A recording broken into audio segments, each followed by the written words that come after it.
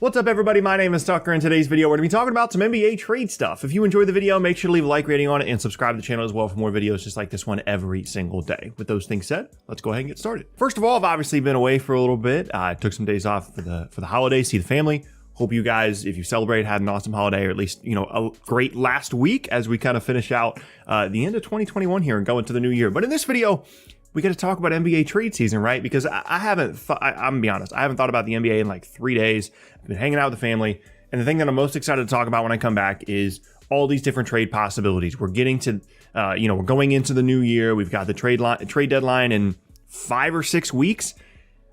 And the more I looked at it, the more I thought about it, I was like, this is actually probably the most bizarre trade season leading up to the trade deadline situation we've ever had, for a variety of different reasons. So we're going to get into different teams, some possibilities, things like that. But first, I kind of want to talk about the context of all this and why it might actually be a really inactive deadline. Now, first things first here. Typically middle of December, trade rumors start to heat up because December 15th is the date in which all these players that signed contracts this past offseason are then now eligible to be traded. That opens up a lot of possibilities in terms of contract matching and things like that. But that's also the exact same time period in which half the league began missing games due to protocol issues. And we're at the point now where Greg Monroe is signing a 10-day contract. Like, think about all the players that had to get signed to 10 days.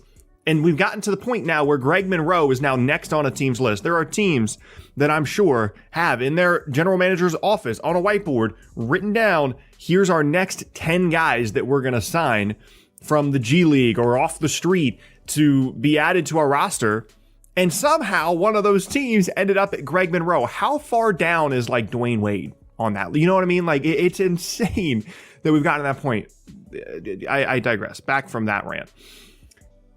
It's obviously very difficult to start considering trades and how you can improve your roster, how you can make salaries match when half your team, which for some teams in the league is the reality, is not available to even play for the next 10 days, week, couple of days, whatever the case may be. And you've constantly got all these players going in and out of protocols. So it is absolutely non-existent right now in terms of trade rumors. And not only that, not only is it an issue in terms of not being able to actually trade guys while they're in protocols, not understanding where each guy is at physically, but also none of these teams really know where they're at within the hierarchy of the league.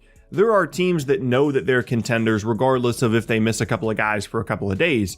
But these teams in the middle, Atlanta, Boston, teams like that are New York, that are looking at their situation, they're thinking, we're right around 500, and I have no idea if we're a conference finals contending team or a lottery team because half these games we've played without half of our guys. Like, that can be the case for one or two teams every year that have significant injury issues. They're missing their star for a large part of the year, and they don't really know what direction the season is going in as a result.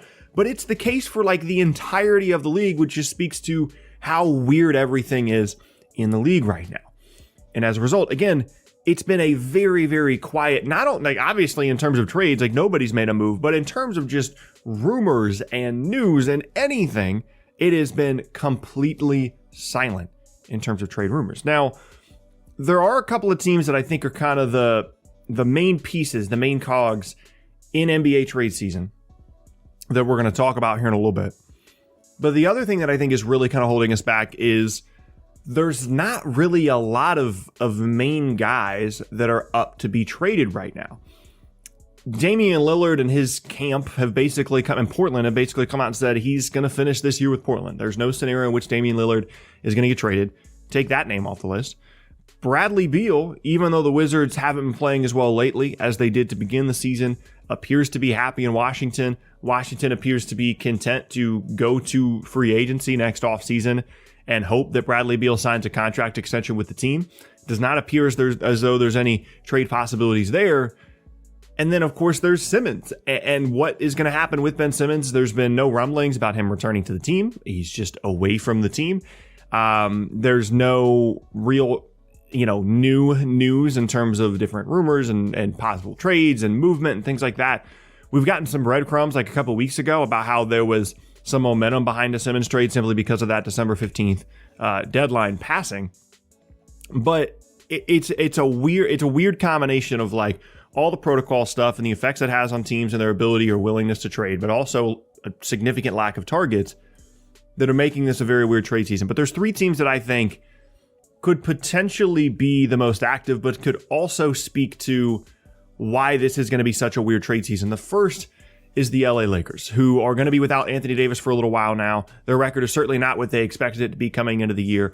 And there's a lot of possibilities being thrown out there, whether it be Talen Horton-Tucker, whether it be a Russell Westbrook trade. But again, their situation kind of speaks to the situation in the league at large right now. And that is a team that would like to make a move, a team that would like to make some adjustments, but they have a ton of protocol stuff they're dealing with.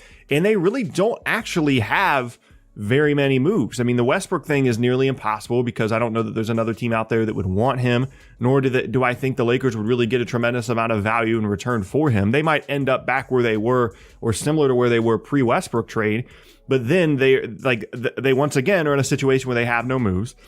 The other team would be Golden State, who's awaiting the return of Klay Thompson, and I think that's going to inform a lot of their decision making. They're going to get to see him for at least a couple of weeks, hopefully, before the trade deadline to really kind of evaluate where their roster's at. But it's clear that if Klay comes back and is 80-85% of himself, the Warriors are going to be heard from in the postseason, even with this current roster. But again, it's a team that is a little bit not unsure of who they are, but maybe unsure of their top tier championship level ceiling.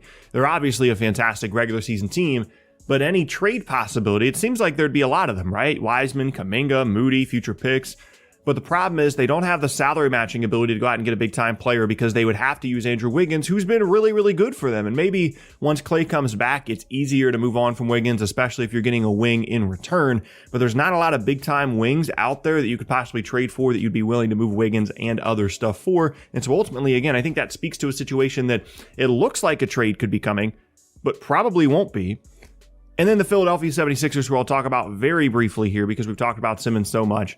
It just does not appear as though there is a ton of momentum behind a Simmons trade, and there should be because Joel Embiid has been playing fantastic when he's been healthy and on the floor this year. And I think that there will be some motivation for them to really kind of move some things along the closer we get to the deadline. But as of right now, there appears to be nothing really coming out of the Sixers camp in terms of rumors. So those, I think, are really kind of the 3 central cogs of this idea and the context around the trade season this year of, yeah, it seems on paper like the Lakers should make a move to change some things up, and the Warriors should move their young guys, and the Sixers should move Simmons. And there's a lot of teams around the league that it seems like they should make moves, but they're just unsure of what they should do or what they can do from a protocol standpoint. But then there are some other teams on the fringes that I think are really, really interesting. First up is Sacramento. They're a disaster in terms of future direction, long-term plan, coaching, all that stuff. And it's constantly rumored that maybe they'll move on from Buddy Hield. Maybe they'll move Marvin Bagley, Tyrese Halliburton, Davion Mitchell. Maybe that's the future backcourt for them. And maybe the focus isn't on De'Aaron Fox so much, especially what he's considering what he's going to be paid over the next couple of seasons. And everybody I just mentioned, it's weird because Sacramento is not a very good basketball team, but everybody I just mentioned would be really helpful on a different team, and potentially they're the Simmons destination. I know this is a franchise that desperately, even if it's the play-in game, they want to have some semblance of success. They're tired of being the team that never makes the playoffs, never even gets close. And so maybe it's unlikely they would break some stuff down, but they're an interesting team to keep an eye on. Chicago is another interesting team, especially with Patrick Williams going down in the beginning of the year. They're very, very good, especially in the regular season in which they have all these different defensive combinations and they have a closer in DeMar. They're very good, but they really don't have a ton of depth. And I wouldn't be shocked if we get to, the beginning of February and they're the 2 seed in the Eastern Conference. I would not be shocked at all to see them try and move some things around, use whatever semblance of draft picks they have left, because again, they have future stuff owed to Orlando, as well as San Antonio. I believe in the DeMar trade, they owe at least 1 first to them, trying to make some kind of depth move where they're not giving up a ton, but they're adding some pieces to a roster that at the top level, that starting unit is really, really good. But without Patrick Williams, they were really only dealing with like 6 or 7 really good guys anyway. It's going to be difficult, I think, for them once we get to the postseason to really get a ton of production out of their bench. And that would be a concern for me and a team that I think could be looking to make some moves. And then last up is Portland, because I continue to think that I don't even continue to think. It's clear that Damian Lillard is staying. But with CJ McCollum now returning and healthy, maybe give him a month to audition for other teams, maybe rest Dame a little bit more to make sure that he tries to get fully healthy, doing a lot of CJ McCollum stuff, and maybe Philadelphia or some other team starts to get really interested in a potential CJ McCollum trade. And that's really the core 6 of teams that I see possibly making moves and or really speaking to how weird of a trade season this is going to be. And that's really the final point and the overarching point of all this is, if you have high expectations for trade season this year and the trade deadline, I would lower them personally, because there's just a lot of teams that don't know where they are. There's a lot of teams that don't know if they can move their players. Protocol stuff is probably going to continue to be an issue leading up to the deadline.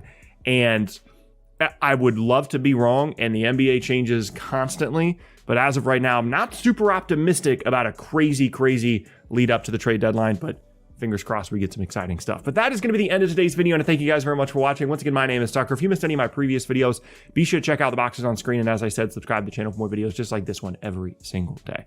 Well, all this being said, hope you guys have an awesome rest of your Monday and a great start to your week, and I will see you all next time.